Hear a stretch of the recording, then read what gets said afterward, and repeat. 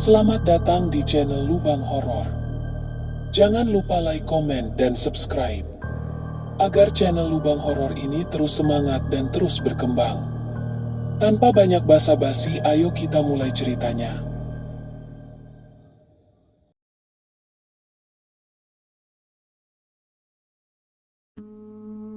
Tahun 1996, Sumatera bagian selatan. Senja baru saja turun ketika Rusdi mendorong gerobak ciloknya menuruni tikungan kecil yang belum pernah ia lewati sebelumnya.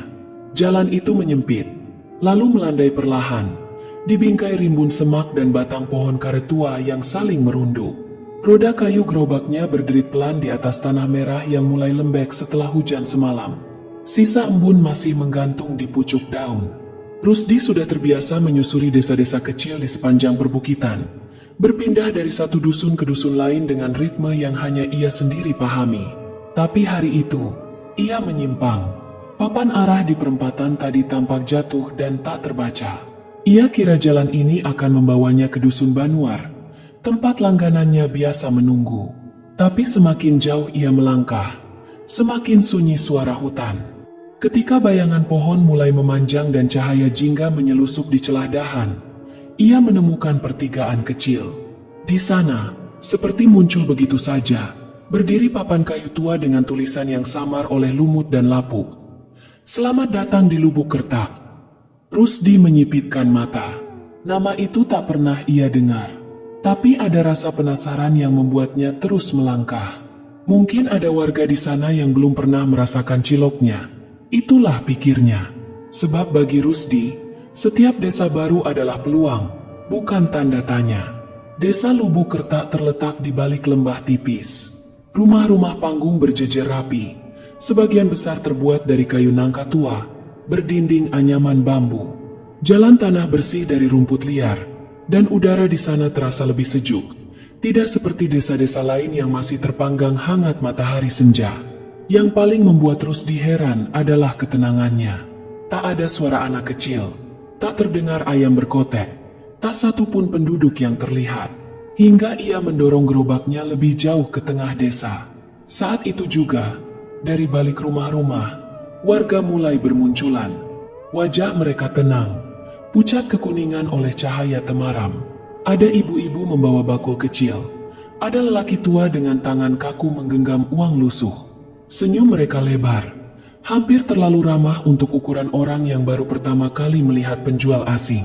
Rusdi mengucap salam yang dijawab serentak, lalu membuka tudung gerobaknya. Asap hangat dari cilok rebus mengepul. Wangi kenyal tepung aci itu menyebar cepat. Anak-anak berlarian mendekat, menatap tanpa suara. Hari itu, ciloknya laku keras. Tidak ada yang menawar. Bahkan seorang gadis kecil dengan mata bundar yang terlalu diam memesan 3 tusuk cilok tanpa bumbu. Rusdi mengangkat alis heran, bertanya dalam hati, apa nikmatnya cilok tanpa sambal kacang? Tapi si gadis hanya menggeleng kecil setiap kali ia hendak menambahkan bumbu. Sebelum malam benar-benar turun, para warga sudah menghilang satu persatu ke dalam rumah. Rusdi berdiri lama di samping gerobaknya, menatap rumah-rumah panggung yang jendelanya telah tertutup rapat. Udara mulai berubah, langit memerah pekat, lalu berganti abu-abu dalam waktu yang terasa terlalu cepat. Tapi Rusdi masih mengira itu hanya efek kabut pegunungan. Ia duduk sebentar di bangku kecil di samping gerobaknya, membuka sisa cilok yang belum terjual. Belum saatnya ia menyadari bahwa Lubuk Kertak bukan desa yang biasa. Desa ini menerima tamu dengan hangat, tapi jarang melepas mereka kembali. Pagi datang tanpa suara ayam jantan. Tak ada embusan angin menembus celah dinding rumah panggung tempat Rusdi beristirahat semalam. Sebuah rumah kosong di pinggir desa yang ia pilih karena pintunya tidak dikunci. Ia terbangun oleh rasa asing di tubuhnya, bukan karena lelah, tapi karena sepi yang terlalu utuh. Biasanya, suara pagi membawa kehidupan. Kayu patah di dapur, air ditimba dari sumur, anak-anak berebut sarapan. Tapi di Lubuk Kertak, pagi terasa seperti sore yang tertunda. Udara tetap dingin.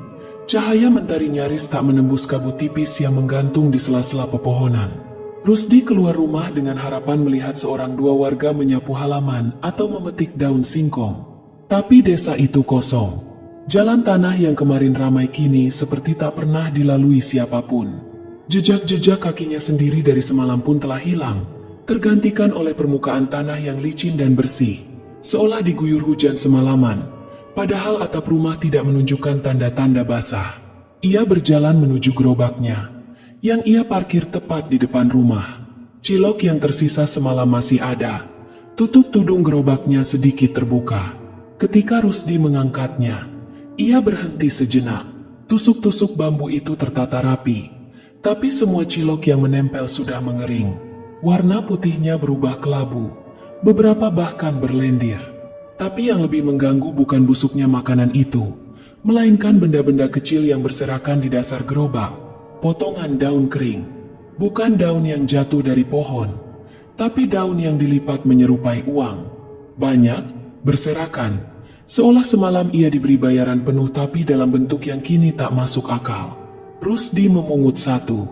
Di sisi lipatannya, ada noda merah seperti tanah basah.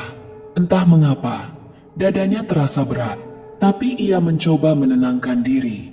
Mungkin anak-anak desa ini cuma iseng, atau mungkin uangnya tertukar entah bagaimana. Ia tak ingin cepat menyimpulkan. Menjelang siang, tak seorang pun terlihat. Semua jendela tetap tertutup. Tak ada suara pintu dibuka. Tak ada bayangan melintas. Bahkan ayam atau kucing pun tak tampak berkeliaran. Rusdi menunggu hingga matahari condong ke barat. Walau matahari itu sendiri seperti enggan menampakkan wujudnya sepenuhnya. Lalu, seperti hari sebelumnya, senja datang dan warga muncul. Mereka keluar dengan langkah tenang dari rumah-rumah yang tadi bisu. Seorang ibu membawa bocahnya yang menangis pelan. Tapi suara tangis itu seakan tertahan. Hanya tampak dari getar bibir dan air mata yang mengalir tanpa suara. Cilok Rusdi kembali laku keras. Bahkan lebih cepat dari hari sebelumnya.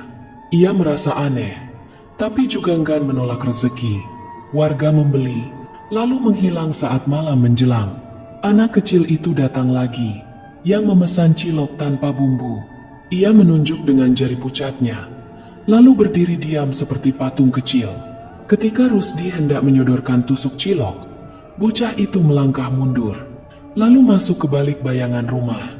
Waktu berjalan seperti mimpi yang setengah terbangun. Rusdi mulai menyadari pola. Warga hanya muncul saat senja, tak pernah sebelumnya. Mereka makan dengan lahap, tapi meninggalkan uang yang tak masuk akal. Dan semuanya menghilang saat malam datang. Tapi yang paling menghantui adalah bahwa mereka semua terlihat sama. Wajahnya mungkin berbeda, tapi ekspresi mereka, terutama matanya, selalu dengan tatapan yang tak memandang penuh. Seperti sedang mengenang sesuatu yang sudah lama hilang. Atau mungkin sedang menunggu sesuatu yang belum datang. Malam itu, ia duduk di bawah pohon jengkol tua dekat perempatan desa. Mbah Suro tiba-tiba muncul. Laki-laki tua itu berdiri kaku di sisi jalan. Tak seperti warga lain, ia tak pernah mendekat gerobak, tak pernah tersenyum. Hanya satu kalimat yang ia ucapkan, suara serak tapi jelas. Kau tak seharusnya masih di sini setelah gelap. Lalu ia pergi. Untuk pertama kalinya, Rusdi merasa dingin bukan berasal dari udara, tapi dari tempat itu sendiri. Malam ketiga di Lubuk Kertak datang seperti kabut yang menyusup perlahan. Setelah kata-kata Mbah Suro yang dingin dan tak diundang itu, Rusdi mengemasi gerobaknya lebih cepat dari biasanya. Ia sempat menimbang untuk berjalan keluar desa saat itu juga, mengikuti jalan kecil yang membawanya ke sana 3 hari lalu. Tapi arah datangnya kabut membuat ia sulit mengenali jalan mana yang benar. Cahaya petromax yang ia bawa tak mampu menembus jarak lebih dari beberapa meter. Ia memilih kembali ke rumah kosong tempatnya bermalam sebelumnya. Namun malam itu, sesuatu terasa berbeda. Begitu duduk, Rusdi memperhatikan dinding rumah yang bagian bawahnya mulai menghitam oleh kelembapan. Ada aroma kayu basah yang menusuk hidung, bukan sekadar lembab biasa, tapi seperti bekas lama tak berpenghuni. Ia merasa baru menyadari, rumah ini terlalu rapi untuk rumah yang ditinggalkan. Tidak ada debu tebal. Tidak ada sarang laba-laba, tapi juga tidak ada barang pribadi. Seakan rumah ini hanya ada untuk menjadi tempat singgah, bukan ditinggali. Rusdi mencoba tidur lebih awal. Ia membaringkan diri di tikar dengan baju tetap melekat. Tapi kantuk tidak datang. Waktu berjalan lambat, dan setiap bunyi kecil terdengar seperti denting logam. Ia hampir terlelap ketika sesuatu membuatnya terjaga penuh. Rumah itu tidak berderit, tapi suara itu jelas datang dari luar, tepat dari arah gerobaknya. Rusdi bangkit perlahan, menyalakan petromax yang sempat ia matikan. Nyala cahayanya bergoyang, menggoyangkan bayangan tiang rumah di lantai papan.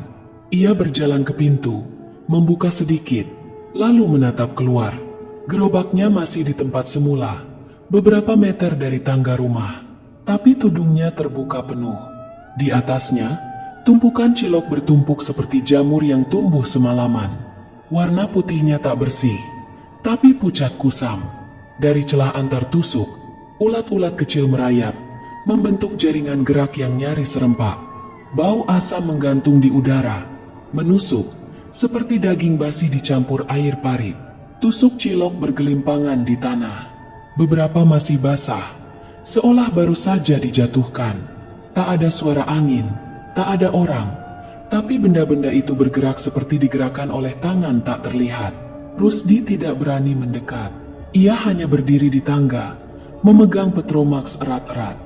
Di kejauhan, dari arah lain desa, terdengar bisikan samar, seperti suara banyak orang berbicara bersamaan tapi tidak saling menyahut. Ia menoleh, tak ada siapa-siapa. Ia melangkah mundur ke dalam rumah dan menutup pintu, memalangnya dengan papan pendek yang ia temukan di sudut dinding. Malam itu, ia duduk di pojok ruangan, lampu di tangan, mata tak lepas dari celah pintu. Namun tidak ada yang datang, tidak ada ketukan, hanya suara tusuk cilok terakhir yang jatuh di tanah basah. Pagi berikutnya, matahari tetap enggan menampakkan dirinya. Kabut menggantung rendah, menutup langit dan menyelimuti desa dengan cahaya abu-abu yang pucat. Rusdi membuka pintu rumah perlahan, menjejak tanah dengan hati-hati. Gerobaknya masih di tempat semula, namun seluruh cilok basi yang menumpuk semalam telah hilang. Tapi yang lebih aneh, kantong uang di sisi gerobak kembali penuh. Namun kali ini, Rusdi tidak perlu membuka lipatan satupun untuk tahu bahwa semua isinya bukan uang. Ia tidak berani lagi menyentuh. Perutnya kosong, tapi ia tak ingin makan. Di desa ini, lapar terasa seperti sesuatu yang tidak layak dipikirkan. Rusdi memutuskan menyusuri sisi luar desa. Ia tak tahu apa yang ingin dicari, tapi langkahnya membawanya ke arah belakang rumah-rumah paling ujung, tempat semak liar tumbuh lebih tinggi dari pinggang. Dari balik pohon rambutan tua yang hampir tumbang, ia melihatnya. Sepetak tanah luas, tersembunyi oleh pagar bambu rapuh. Tanah itu tak dipelihara, hanya ditandai batu-batu kecil yang membentuk barisan memanjang. Beberapa nisan kayu masih tegak, meski miring dan ditumbuhi lumut. Ia melangkah masuk. Nama-nama pada nisan pertama membuatnya berhenti seketika. Maksenah, wafat 1965. Tahir, wafat 1967. Tio, wafat 1970. Mbah Suro, wafat 1966. Rusdi mengedipkan mata. Ia menatap lebih lama. Ia mengenali nama itu. Ia berbicara dengan orang itu semalam. Ia melanjutkan langkah. Matanya menyapu setiap nisan.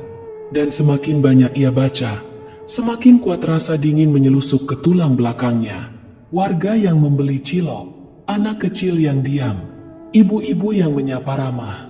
Semua nama mereka terpatri di kayu nisan itu. Dan semua telah wafat, lebih dari 20 tahun lalu.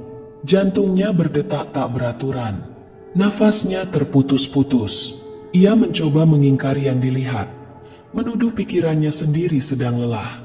Tapi prasasti di ujung kuburan itu tidak bisa dibantah. Desa Lubuk Kertak, lenyap dalam longsor besar 1968. Seluruh warga wafat serentak. Tanah menelan mereka dalam satu malam. Diperingati dengan tenang oleh yang masih mengingat. Namun siapa yang masih mengingat? Tidak ada yang mengenal nama desa ini di luar sana. Tidak ada peta yang mencantumkannya. Dan Rusdi sendiri tidak pernah bermaksud datang ke sini. Sesuatu mulai menyatu dalam pikirannya. Terlambat, tapi tak bisa dibendung. Desa ini telah mati sejak lama. Tapi setiap senja, mereka kembali. Dan ia, tanpa sadar, telah menjadi bagian dari rutinitas itu. Memberi mereka rasa yang mereka rindukan. Sesuatu yang mungkin menjadi bagian dari hidup terakhir mereka. Cilok hangat yang dulu mungkin dijajakan seseorang seperti dirinya. Sebelum tanah menutup semuanya, Rusdi terduduk di tepi makam. Tak tahu harus merasa takut, marah, atau hanya pasrah. Dari kejauhan, suara roda gerobaknya bergemerincing sendiri. Langkah Rusdi gontai saat meninggalkan kuburan itu.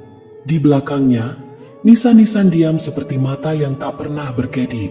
Prasasti batu yang menceritakan akhir desa itu kini menggantung dalam pikirannya, lebih berat dari gerobaknya sendiri. Ia kembali ke jalanan utama Lubuk Kertak. Tapi segala yang semula terasa akrab kini berubah samar. Rumah-rumah panggung berdiri di tempat yang sama, namun tampak lebih tua, lebih senyap. Dindingnya yang dulu tampak terawat kini dipenuhi bekas retakan dan lubang. Jendela-jendela yang sebelumnya terbuka kini tertutup rapat dengan papan di silang paku tua.